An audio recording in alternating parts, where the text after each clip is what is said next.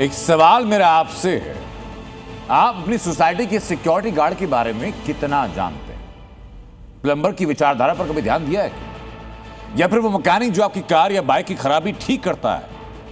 अगर मैं कहूं कि इन पेशों की आड़ लेकर कुछ लोग देश विरोधी गतिविधियों को अंजाम देने में जुटे हैं, तो क्या आपको सावधान होने की जरूरत नहीं है? क्योंकि देश की राजधानी दिल्ली में कुछ ऐसा खुलासा हो चुका है।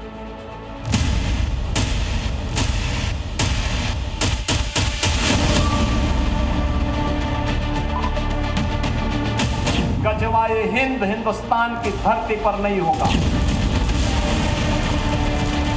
अगर किसी को जहन्नुम में जाना हो तो गजवाए हिंद के नाम पर अराजकता पैदा करने का कुछ प्रयास करें। गजवाए हिंद की कोई साजिश देश में नहीं पनप पाएगी, ये योगी साफ शब्दों में बता भी चुके हैं।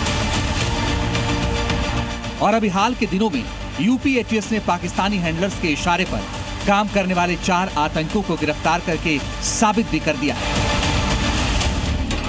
लेकिन ये साजिश केवल यूपी तक ही सीमित नहीं थी। दिल्ली पुलिस के स्पेशल सेल ने बड़ी कार्रवाई करते हुए देश के अलग अलग राज्यों से ऐसे ही 4 युवकों को गिरफ्तार किया है। 1, 2, 3, 4। आपकी स्क्रीन पर दिख रहे ये वही 4 युवक हैं जिन पर आतंकी गतिविधियों में शामिल होने का आरोप लगा है। चारों आरोपी साधारण परिवारों से आते हैं और ज्यादातर 10वीं तक पढ़े हुए हैं। इनमें कोई प्लम्बर का काम करता था, कोई मैकेनिक था और कोई सिक्योरिटी गार्ड। यानी जाने अनजाने आपके बीच इनकी मौजूदगी थी, लेकिन इनके चेहरे पर ढका नकाब इनके असल मंसूबों को छिपाए हुए था। इनके काम करने का तरीका, पूरा प्लान आपको बताएं, उससे पहले इनके नाम जान लीजिए। एक का नाम है मुसैब अहमद उर्फ सोनू उर्फ कलाम। इसे पुलिस ने महाराष्ट्र के ठाणे से गिरफ्तार किया है। दूसरा है मोहम्मद हम्माद, इसकी गिरफ्तारी मुंबई से हुई है। तीसरा है शेख इमरान, ये ओडिशा की राजधानी भुवनेश्वर से दबोचा गया है। और चौथा है मोहम्मद सुहेल, जो बिहार के कटिहार में अपने आतंकी इरादों को देश में फैलाने का प्लान लिए बैठा था। इन लड़कों को गिरफ्तारी देश के अलग अलग राज्य महाराष्ट्र, बिहार और उड़ीसा से की गई है। लेकिन सबसे बड़ी बात है कि ये सभी लड़के गरीब परिवार से ताल्लुक रखते हैं। कोई सिक्योरिटी गार्ड का काम करता है तो कोई प्लम्बर का।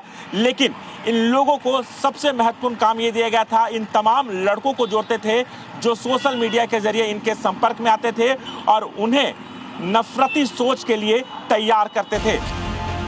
ये आरोपी कट्टरपंथी सोच से प्रभावित थे और नफरत फैलाने के मकसद से काम कर रहे थे। ये लोग गजवाए हिंद जैसे खतरनाक विचारों को बढ़ावा दे रहे थे और इसके लिए दूसरों को भी उकसा रहे थे। बेहद शातिर तरीके से पूरे प्लान को अंजाम देने की इनकी तैयारी थी, लेकिन इससे पहले ही ये धरे गए।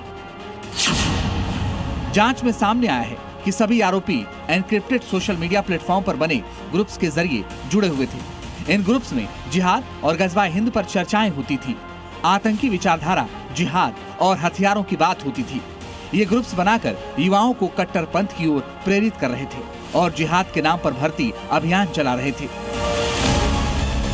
यानी ठीक वैसा ही है जैसे यूपी के मेरठ में आरोपी शाकिब अपने 3 साथियों के साथ इंस्टाग्राम के जरिए राधा कृष्ण वाला फरेब कर कट्टरपंथी विचारधारा को बढ़ावा दे रहा था।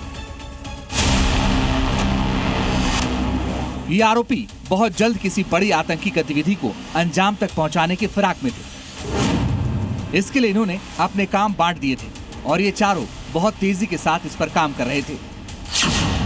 गिरोह के 2 सदस्य रिमोट कंट्रोल आईडी बनाने के लिए सामान जुटा रहे थे।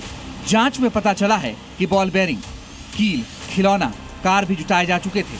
जबकि तीसरा सदस्य शेख इमरान दिसंबर 2025 में दिल्ली आया था और लाल किला समेत कई संवेदनशील स्थानों की रेकी की थी।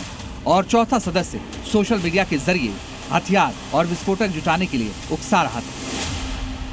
दिल्ली पुलिस की माने तो पकड़े गए आरोपियों को अलग अलग टास्क दिए गए थे। किसी आरोपी को सोशल मीडिया के जरिए क्राउड फंडिंग का टास्क दिया गया था, तो किसी को सोशल मीडिया के जरिए ब्रेन वॉश कर और उन्हें देश के खिलाफ नफरत फैलाने का। जबकि कुछ और आरोपी हैं जिन्हें हथियार चलाने और बम बनाने की टेक्निक भी सिखाया गया था। तैयारी इनकी पूरी थी, लेकिन गजवाए हिंद के इनके प्लान पर दिल्ली पुलिस ने पानी फेर दिया। इन सभी के खिलाफ मामला दर्ज कर लिया गया है और उनके पास से आईडी बनाने का सामान और मोबाइल फोन बरामद किए गए हैं, जिनकी जांच जारी है। राजू राज, जी मीडिया, दिल्ली।